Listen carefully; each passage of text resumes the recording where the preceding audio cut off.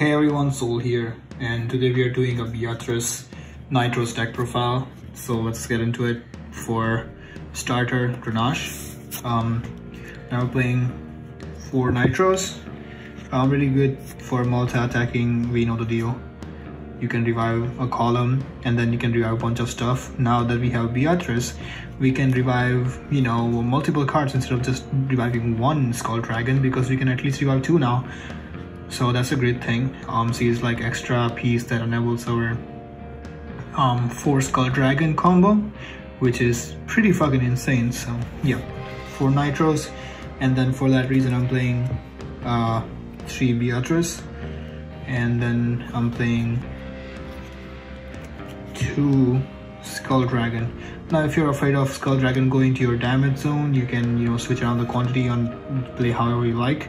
But she's here for our very first skill, which is Soul Blast 1, to call a card from drop zone to rear guard circle, which is great. It's literally calls any card you want from your drop zone, of course not named Beatrice, and also at the same time fills up our drop zone, which is you can put some important cards from your soul to the drop zone, and then Skull Dragon's gonna die at the end, or any card, because of Nightrose they will die at the end anyway, so you're gonna fill your drop zone pretty fast. So yeah, this card is really good. I use it for the very first skill because it's insanely good, like just Soul Blast 1 and call something from your drop zone, which is really fucking amazing.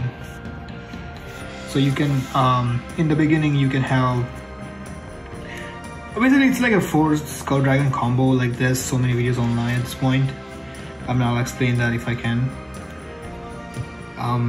Now for the grade 2s, I'm playing 4 of our Columbard, which is of course is a staple. Then I'm playing 4 of Greed Shade.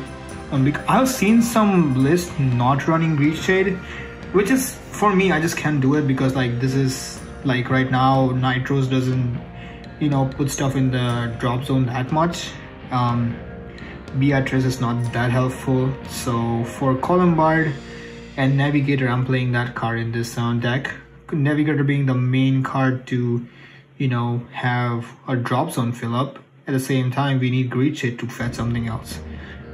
And I feel like if you are running low on like your grade 3s or your important cards, this card can definitely fix it. Like this card can fetch anything you want, and it can fix your rights. It can fix a lot of it. So you definitely need that.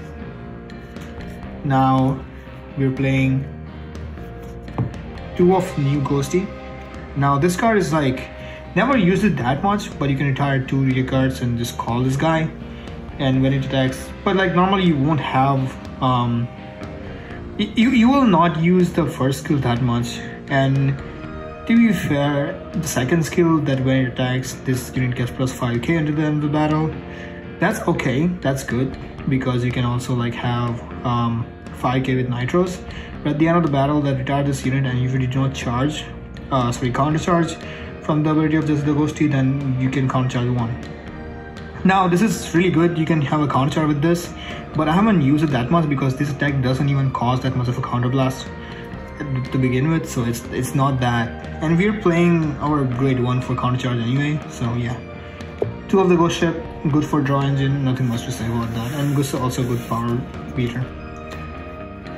Now we're playing 4 of this, again grade 1 New Ghosty, now replaced by our Dancing Cutlass, because the second skill is that at the end of the battle attack, if you have a Vanguard with the Ghosty in its card name, so if you want to use this card, you need to have a Ghosty. So if you ride Beatrice sometimes, you can use it, but that's when you desperately need your counter charge, or you don't have any, like you don't have your Nightrose. I don't think so you will go to Beatrice that much. You will definitely go to Nightrose because the multi-attacks. But if you go and if you want to use this card, you can do it. Or if you want to do it in the early game and your Vanguard is a Ghosty like grade 2 or some other cards, then maybe you will do it. But I don't think so, because this card, like this deck doesn't even cause that much of counter blast, so I don't think so it will be needed. Now I'm playing 3 of this guy, Navigator. That's the only thing we have in this deck for drop zone acceleration. Now people say if that's the case, why don't you play 4? thing is, I just need 2 of this guy in the field for literally 10 souls in one go. Like, this card is not that, it's really important, but like 4, like it becomes like I would say it becomes dead, but like if you keep on doing it, you will deck yourself out. So you will use it like once or twice, and you can have it on the board anyway. And if someone retires it, you can call it. You can call it from your Ghosty, or you can call it from some other skill.